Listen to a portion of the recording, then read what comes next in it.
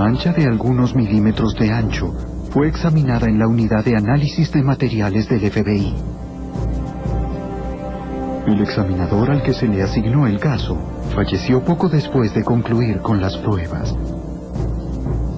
El ex agente especial James Corby analizaría la diminuta evidencia. En general, la víctima de un crimen, uno no tiene relación con la víctima o su familia.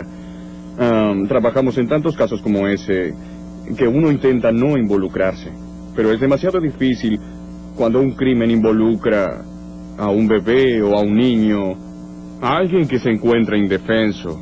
Y es entonces cuando tú trabajas más duro para tratar de establecer algo en el caso. Pero si no está allí, bueno, no está allí.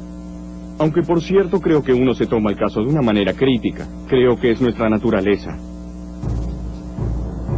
Las pruebas químicas y microscópicas de Corby determinaron que la pintura de la bicicleta y la pintura hallada en el parachoques coincidían. Corby también halló en la bicicleta cromado del parachoques. Entonces lo que tenemos es un intercambio de materiales. La pintura de la víctima en el auto del sospechoso y el cromado del auto del sospechoso en la bicicleta de la víctima. Este intercambio de materiales establece el contacto entre la bicicleta y el automóvil. Era algo positivo, pero sin un cadáver no era suficiente para acusar a Frank Atwood por el asesinato de Vicky Lynn Hoskinson. Las autoridades se preparaban para un caso difícil, con pocos testigos, pocos indicios y ningún cuerpo. El caso contra Atwood podía escurrirse a través de cualquiera de esas grietas.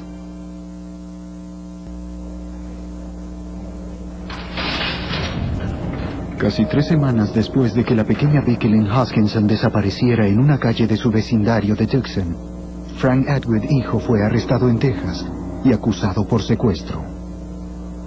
Vicky seguía desaparecida y se presumía muerta. Los investigadores sabían que si su cuerpo no era recuperado, un proceso por asesinato sería casi imposible. La comunidad de Tucson vivía esta pesadilla día a día. Pronto se supo que Atwood ya se había escurrido entre las grietas antes. Estaba en libertad condicional, tras cumplir 3 de los 5 años de una condena por cargos de abuso infantil. Esto involucraba a un niño de 7 años y el cargo se redujo al de secuestro, luego de un acuerdo con el fiscal. Los ciudadanos de Tucson marchaban enfurecidos por las calles, detrás de los padres de Vicky, repudiando la indulgencia de la ley con los abusadores. Muchos llevaban cintas amarillas para demostrar su fe en el regreso de Vicky. Atwood luchó por su extradición de Texas a Arizona. Sin evidencia de que Vicky hubiera sido llevada a través de los límites estatales, el FBI retiró los cargos federales contra Frank Atwood, pero el cargo por secuestro permanecía. En noviembre, a más de un mes de la desaparición de Vicky, Atwood regresó a Arizona bajo fuerte custodia para el juicio por secuestro. Se le negó una fianza. Recuerdo el día en que me dijeron, escucha, es probable que esto lleve al menos 6 meses, y yo pensaba, ¿6 meses? No me digan eso. ¿Cómo imaginar que nos llevaría casi 3 años? El 3 de diciembre de 1984, Frank Jarvis Atwood, hijo, prolijamente rasurado, se declaró inocente en su proceso. Debido a la publicidad, el juez ordenó que el juicio de Atwood se trasladara de Tucson a Phoenix. La selección del jurado sería lenta y difícil, tardando casi 6 semanas, pero el caso siguió adelante. El 12 de abril de 1985, una mujer que paseaba a su perro cerca de la carretera principal encontró un pequeño cráneo humano al noroeste de Tucson. De inmediato aislamos el área. El FBI fue convocado para ayudar. Trabajamos sistemáticamente en el lugar. Lo que había sucedido era que el cuerpo había sido descuartizado. Los animales habían movido unas cuantas partes y nosotros debimos tomarnos nuestro tiempo. Creo que estuvimos allí por 5 días recolectando todo lo que podíamos obtener.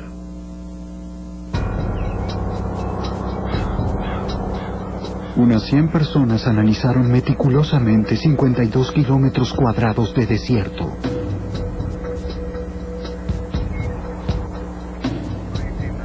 Los investigadores fotografiaron el área.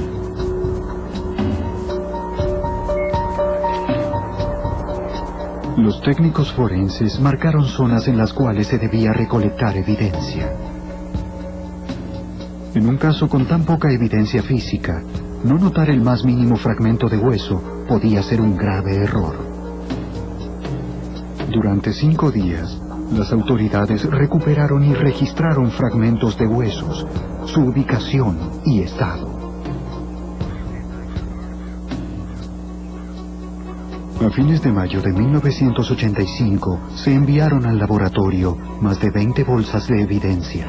Había también una porción de mandíbula inferior, que aún tenía dientes. Un testigo se presentó y declaró haber visto a Atwood llegar al área con una niña e irse solo más tarde. El forense descubrió que la prueba de los huesos coincidía con una exposición de 8 meses a la intemperie. Los registros dentales probaron que eran los restos de Vicky Lynn Hoskinson. Encontraron una mandíbula, la mandíbula inferior, en la cueva de una ardilla. Un año después, una de las personas de investigación y rescate que buscaba sus restos llevó un ramo de flores a la cueva, donde había encontrado la mandíbula inferior. Vicky Lynn afectó a muchas personas. Personas que no la conocieron como la niña deportista y llena de vida que teníamos. Y no creo que nadie que viviera aquí en esa época pueda olvidar jamás cómo esta comunidad se unió gracias a ella. La familia de Vicky la sepultó el 30 de mayo de 1985.